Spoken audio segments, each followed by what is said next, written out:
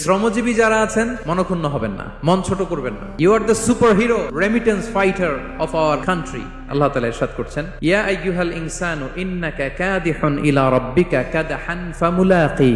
অর্থাৎ হে মানুষ, তুমি তোমার রবের কাছে পৌঁছা পর্যন্ত কঠোর পরিশ্রম করতে হবে, অতঃপর তুমি তার সাক্ষাৎ লাভ করবে। এই পৃথিবীতে কেউ কাউকে জায়গা করে দেয় না, এখানে জায়গা করে নিতে হয়। আপনি যদি পরিশ্রম করেন, পরিশ্রমে যে ঘাম ঝরে শরীর থেকে, পরিশ্রমের ঘামে জন্ম নেয় সফলতার বীজ।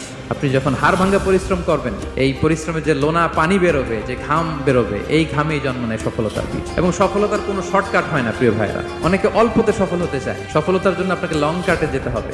ওখানে কোনো লিফট থাকে না, সিঁড়ি বেয়ে উঠতে হয়। কাজে লজ্জা নেই, লজ্জা হচ্ছে অলসতায়, লজ্জা হচ্ছে হাত পাতায়, লজ্জা হচ্ছে অকর্মণ্যতায়, লজ্জা হচ্ছে অলসতায়। যারা কাজ না করে ফুটানি মারে, ওইটাতে লজ্জা।